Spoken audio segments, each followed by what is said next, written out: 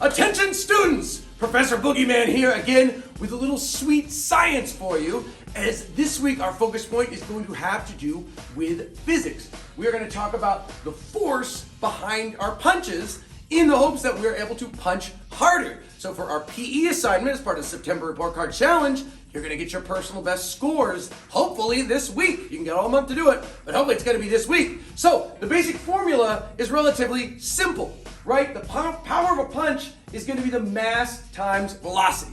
If you throw a punch just with your mass, it's going to push, it's going to move things, but it's not going to hurt very much as a punch. If you throw a punch with just velocity and very little mass, it's going to tap, it might bother someone, but it's not going to hurt and be an effective punch. You need both of those things together, your mass times velocity. Now, you might think, okay, well, mass, right, is weight. What if I don't weigh a lot? Does that mean I can't punch that hard?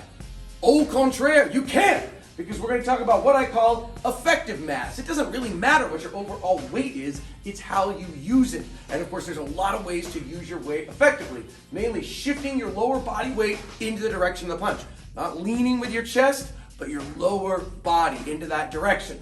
Also, skeletal alignment is so important when you land that punch. That'll maximize your mass effect when you hit, making sure that all your bones are in alignment and that you're not drifting away from the center of mass, right? If you're throwing a straight punch, you want to keep it within that center. You don't want it going out here because now I'm losing out on all that power. And then of course, finally, there's the snap at the end of punches as well. And you might think, well, why does the snap make it more powerful? Because what happens when you snap is your entire body will tense at that point of impact. So you don't want to be tense when you throw punches, but at that point of impact, that's when everything tenses up. So that's going to be a much more effective way to use that mass. And of course, what is so important in terms of punching power, we talk about all the time, is thinking about this as a kinetic chain of movements. It's not about your hands swinging. It's a lot of muscles and joints working together for the common goal. And it actually starts in your feet, pushing into the ground.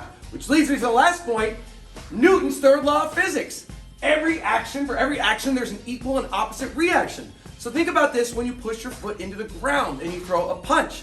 When you push your foot into the ground, you're using all that force going right into the ground. The ground is going to give that force back to you and let it come up through your legs, up through your hips, through your core, through your shoulders, and into the punch. But you can't lose that power. You want to keep that power that you're getting from the ground. So it's so important that we bend our knees and that we rotate our hips and we're able to translate that, all that power we're getting from that push, into our punch. That's what's going to help us punch harder. We're going to use science to punch even harder this week than ever before, because that, my friends, is how you do it, scientifically speaking.